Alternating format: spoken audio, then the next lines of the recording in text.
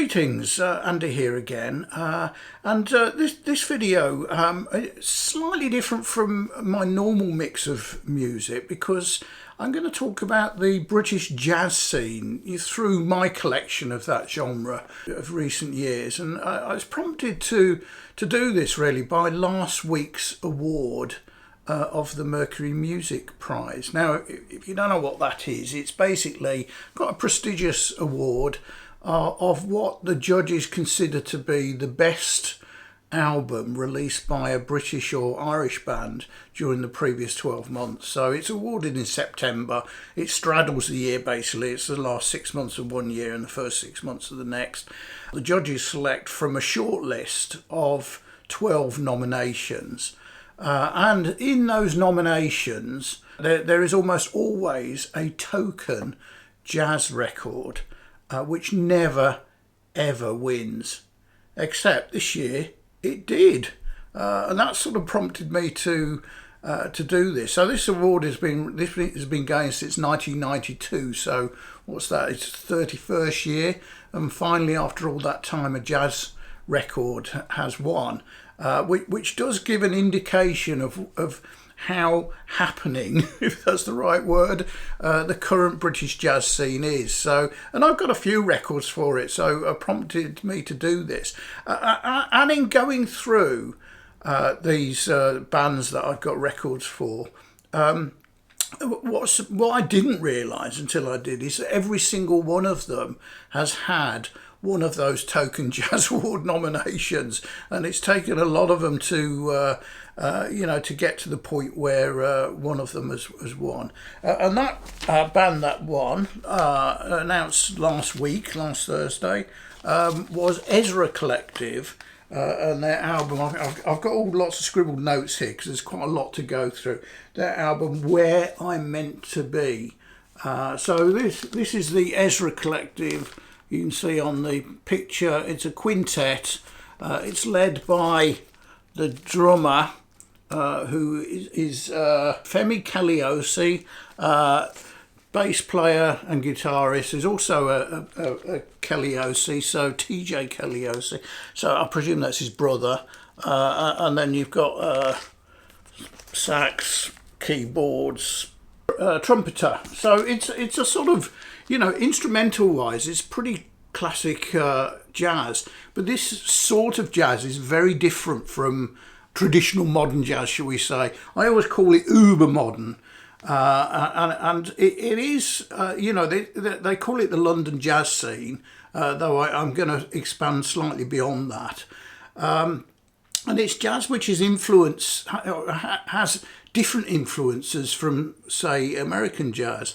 Whilst most of these players were typically born in London or certainly in the UK, many of them have roots in West Africa and the Caribbean. So you can hear those sort of influences from Afro beats and reggae even, but it's also undoubtedly jazz.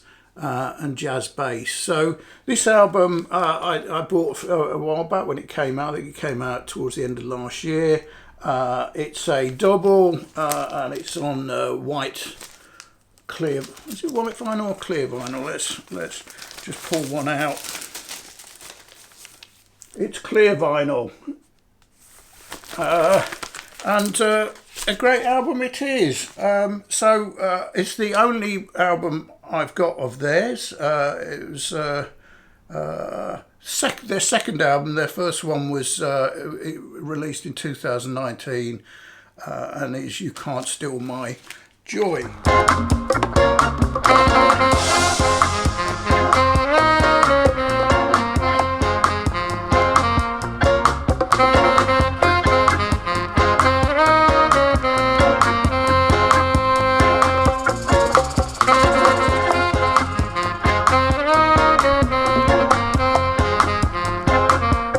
Moving rapidly on, another drummer. So, Ezra Collective was led by Femi, who's a drummer.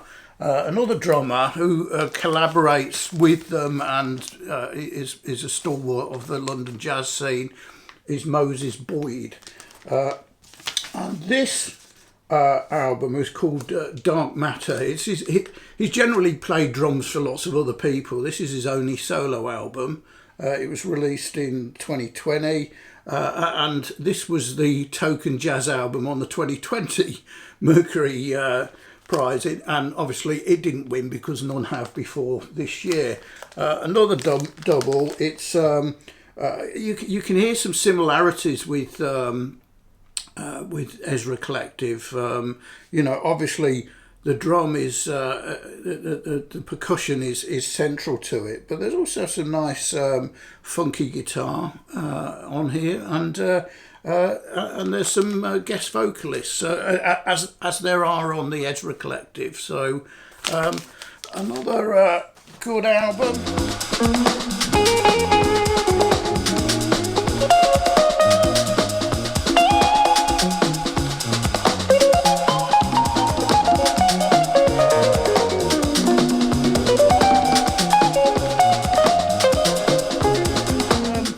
Which leads us to another collaborator in the London scene who produced a solo album. This was released in 2020. It's a saxophonist. Her name is Nubia Garcia, and this album is called Source. And this was the Token Jazz nomination for 2021. Another fabulous. She is an absolutely incredible saxophonist. It's a beautiful album. It's another double. This one's on white vinyl, and again, it's sort of drums, piano, and there are guest vocalists. But obviously, her tenor sax playing is at the centre of it. Fabulous, absolutely fabulous album.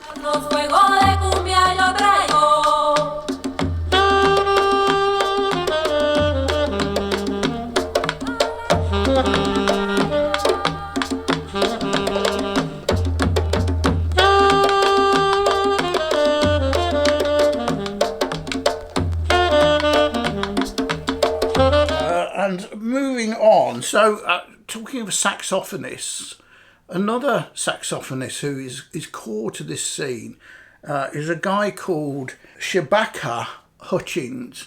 Shabaka's an unusual character. He's a superb tenor sax player, but he's also a classically changed clarinetist, and he does play clarinet on some albums. And he's again appeared in several bands.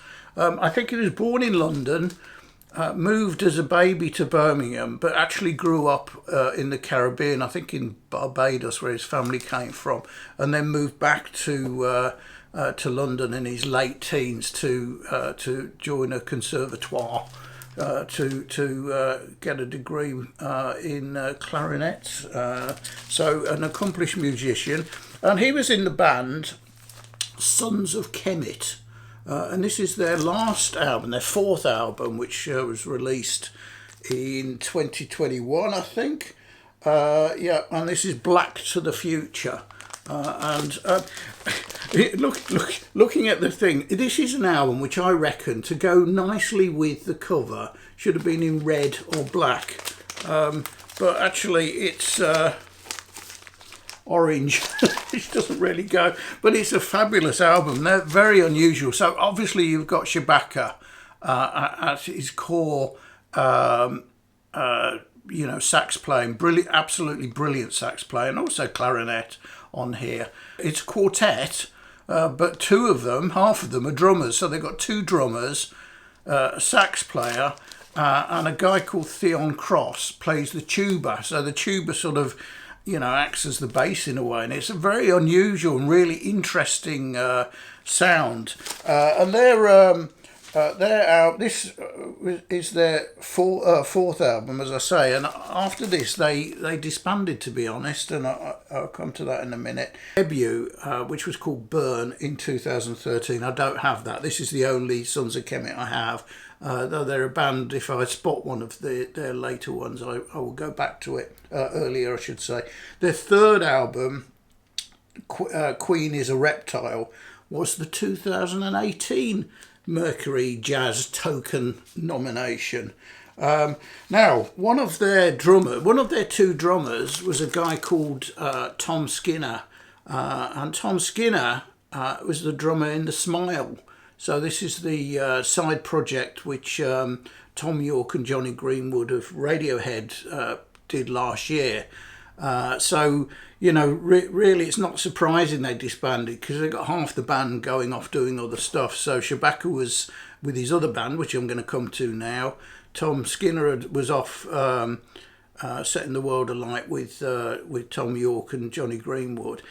Britain has long had a history of great jazz drummers. You know, if we go back to Bill Bruford, Ginger Baker, they were jazz drummers, and even more recently Gavin Harrison of Porcupine Tree, but also the Pineapple Thief, and played drums with King Crimson on recent tours.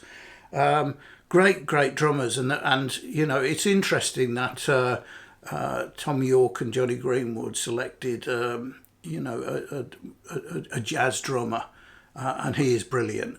He is certainly an upgrade on Phil Selway. So great album, great band.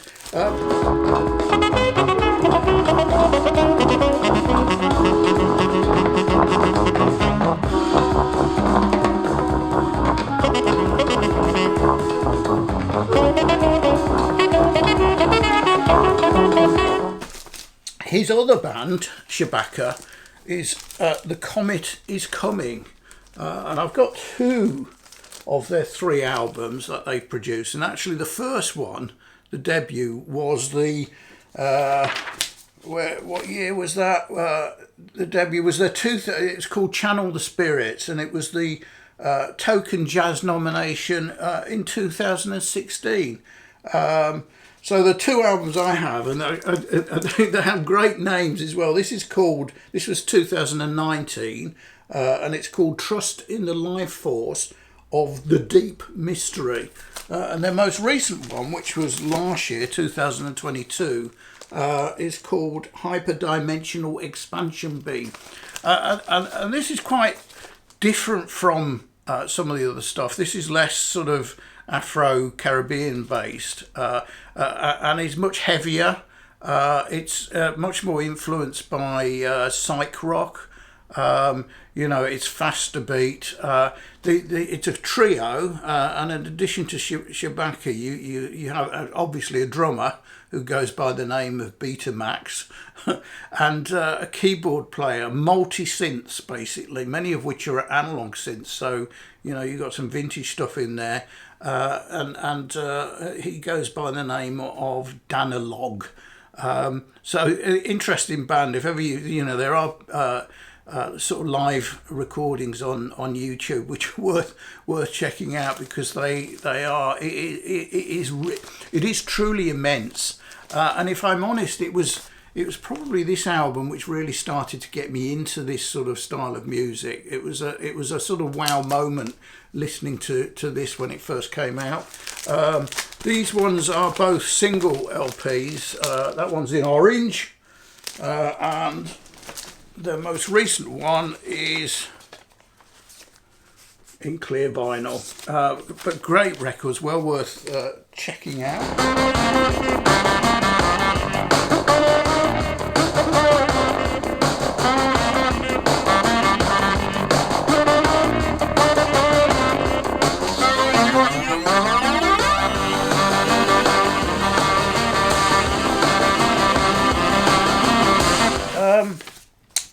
And you know, so all those bands are considered to be stalwart, and artists are stalwarts of what they call the London jazz scene, which is, you know, which is its own. It's like a cluster. It has this core expertise and core difference, and is really vibrant. And you know, by the fact that one of them has actually finally won, it shows how sort of current it is. It's setting the world alight, shall we say, certainly the British music scene.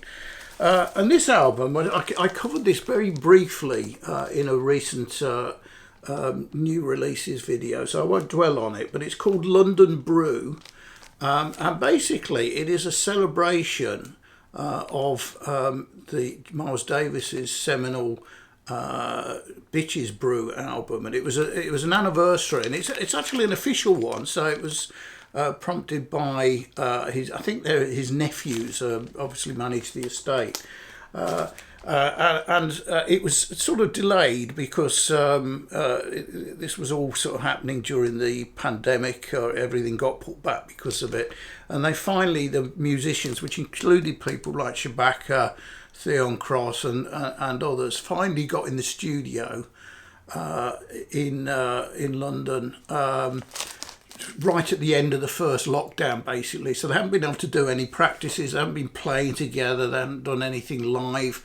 And they basically ensconced into a studio for I don't know, 3 days or 4 days or something like that, and jammed. So this isn't this isn't a covers album of Bitches Brew, but it's intended to be in the spirit of, but based on the style of music which is now setting the the scene for modern jazz, and that's the London jazz scene. So hence it's called London Brew. It was released this year, and it's sort of strange purple colour. But another fabulous album, which again brings it all together. So it's all jam sessions, so nothing was written before they went in. Now, if that's the London jazz scene, that's not what the whole of the UK jazz scene is. So I'm going to just mention a couple of other bands who again have entirely different style and influence. And these two bands really are much more influenced by electronic and ambient music. So whereas all these previous albums. Most have some sort of guest vocalist on there. There's elements of hip hop in there, grime and all of this. But it's if you're not into that sort of thing, it's still very accessible because the music takes precedent. The next two bands I'm going to mention, the first is called Portico Quartet, and this is probably the oldest of these bands. Their first album, which is called Knee Deep in the North Sea, which I got into them with this, though I don't have it on vinyl, was actually released in 2007. So this goes back sort of 15 odd years. And that was the nomination, the token jazz nomination for 2007. So hey ho. This is their most recent album, which came out in 2021. So it's a couple of years old. Lovely album. They are a quartet, two groups of two friends basically, and they're not from London, but they did form in London, and it's a double on clear vinyl, and pure instrumental. And Portico Quartet are quite interesting. I mean, this is their seven albums, so they've released 7 albums, studio albums. They've been going for a fair time. I only have 2 on vinyl. The other one I've got is from 2017, and it's called Art in the Age of Automation. And this one is, well, I think it's just on, oh no, clear vinyl, that one. And they are known for using what I can only describe as a strange instrument called the Han. I think it's pronounced Han, H-A-N, but it's spelled H-A-N-G, so Han. And it's a Swiss-designed album from the early 2000s, which is based basically on the steel drum, and it does sound a little bit like that. So the hang apparently it's like a steel cushion almost with a hole underneath, sort of circular and a bit like a flying saucer, you might say, and it's played with fingers and palms, so they don't use any sticks on it or mallets or anything like they would with a steel drum. Strange instrument, but it works. Their first album was quite prominent with that. The later ones are much less. Every now and then you can hear it in there, but it's not front and centre. So it's real sort of electronic and ambient sounding, but distinctly jazz all the same. And